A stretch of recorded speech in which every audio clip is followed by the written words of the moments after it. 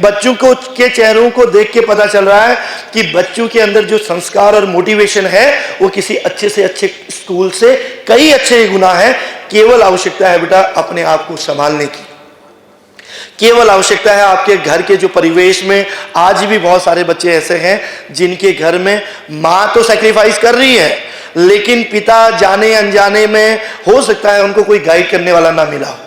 हो सकता है उनको कोई पहले मोटिवेट करने वाला ना मिला हो। लेकिन आज वो जो नशा रूपी आतंक है ना, जो एक जवान को शहीद करने के लिए मजबूर कर देता है, जो आतंकवादियों को सबसे ज्यादा फंडिंग करता है। जब हमारे दोस्त क्लबों में जाते हैं, ड्रग्स लेते हैं, सिगरेट गुटखा खैनी तंबाकू से स्टार्ट करते हैं, धीरे धीरे स्मैक और तमाम प्रकार के ड्राई ड्रग्स में जब वो बच्चा पढ़ता है तो मानो ना मानो वो क्राइम की ओर बढ़ जाता है। और हर अपराध का जड़ नशा है। चाहे आप कोई भी अपराध ले लीजिए, अगर हिंदुस्तान या पूरे विश्व में अगर कोई अपराध हो रहा है, अगर कहीं पर कोई किसी का मानसिक उत्पीड़न है, शारीरिक उत्पीड़न है, चाहे आईटी के मामले में आज के टाइम पे इतने केसेस आ रहे हैं, उसके पीछे कहीं ना कहीं ड्रग्स है। तो पुलिस प्रशासन एक लिमिट तक अपना काम कर सकती है। सोचिए कि 125 करोड़ लोग हैं और पुलिस के लोग कितने हैं? 50,000। हम कहते हैं सरकार क्यों नहीं बदलती या पुलिस वाले अपना काम क्यों नहीं करते? पुलिस, सरकार, एडमिनिस्ट्रेशन अपना काम कर रहा है, लेकिन प्रत्येक व्यक्ति अगर अपने आप को बचा ले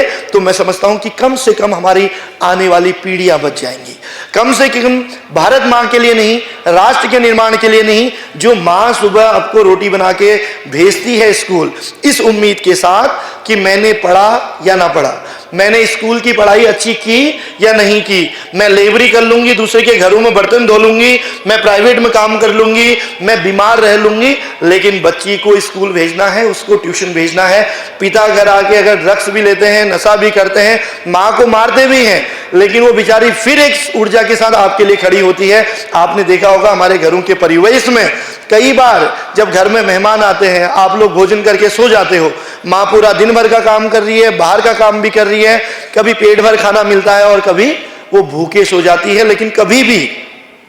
अपने बच्चों को एहसास नहीं होने देती कि वो माँ भूखी है। तो दुनिया में अगर भगवान का कोई रूप है, ईश्वर ने अगर किसी को भगवान का प्रतिनिधि भेजा है, तो वो सबसे बड़ी ताकत होती है माँ की। और जो माँ के करुणा को, माँ की ममता को, माँ की भावनाओं का सम्मान कर लेता है, उसको राष्ट्र के निर्माण करने से कोई रोक नहीं सकता है। बेटा केवल अपने माता पिता के बारे में सोचिए, केवल अपनी माँ के बारे में सोचिए कि मुझे अपनी माँ के लिए कुछ करना है, मुझे अपने पैरों में खड़े होते हुए अपने माँ के,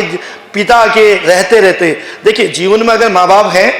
तो हम लड़ भी लेंगे, हम झगड़ भी लेंगे, हमारे पास हजारों दोस्त बन जाएंगे, सब मतलब के यार होते हैं, सब मतलब के साथी होते हैं। मतलब निकलेगा तो तुम्हें क्लास में भी नहीं पूछेंगे, अगर तुम एक बार क्लास में फेल हो गए तो कभी पलट के नहीं देखेंगे कि मुझे उसी क्लास में बैठना है। लेकिन एक माँ ही ऐसी होती है जो दोस्ती से, जो निस्वार्थ भाव से यही चाहती है कि मेरी अंतिम सांस तक मेरी बिटिया खुशहाल रहे, क्योंकि बेटी एक के साथ साथ दो दो कुलों का उद्धार करती है। और अगर आज के टाइम पे जब पूरे विश्व में, पूरे भारतवर्ष में आप देखिए हर जगह, चाहे बोर्ड की परीक्षाएं हो, चाहे यूनिवर्सिटी की परीक्षाएं हो, चाहे कहीं पर भी हो, अंतर्राष्ट्रीय लेवल से लेकर राष्ट्रीय लेवल से लेकर राज्य लेवल तक हमारी बहनें, हमारी बेटियां सबसे आगे बढ़ रही हैं। तो आप वो धरा की ताकत हैं जो इतिहास बदल सकते हैं, जो अपने माँ बाप के सपनों को पूरा करने के साथ साथ उनकी आयु को दीर्घायु में परिवर्तित कर सकते हैं। और माँ बाप के जीते जी बेटा अगर कुछ कर सको ना, तो उससे बड़ा धन कुछ नहीं है। अपने माता पिता के जीते जी, अपने माँ के जीते जी अगर अपने पैरों में खड़े हो जाइए और माँ से कहिए, माँ मैं तेरे लिए कुछ करके दिखाऊंगी, माँ जो मेरे पिता ने नहीं किया, जो मेरे परिवार ने नहीं किया, तूने मुझे दो हाथ दो पैर दिए हैं, माँ तूने मुझे इस लायक बनाया है कि मैं आज इस विद्यालय में पढ़ रही हूँ। तो इस राजपुर रोड के इस विद्यालय से भी एक संकल्प निकलना चाहिए कि इस राष्ट्र का निर्माण अगर करना है तो सबसे पहले हमें अपने माता पिता की ताकत बननी चाहिए। बेटा हम लोग कई बार विचलित हो जाते हैं बेटा, कई बार घर में टेंशन होती है तो हमें लगता है हमारा जीवन खत्म हो गया, या कई बार हमारे साथ कोई छोटी सी मिस हैपनिंग हो जाती है, हमें लगता है पूरा संसार खत्म हो गया। कई बच्चों के पास घोड़ा गाड़ी मकान नहीं है, कई बच्चों के पास अपना रहने का बहुत अच्छा नहीं है, तो वो अच्छे घरों के बच्चों को देख के उन्हें लगता है कि यार हमारी दुनिया तो बेकार है, हमें लगता है कि नहीं यार मैं काश किसी और घर में पैदा होती, ऐसी भावनाएं आती है। नहीं बेटा,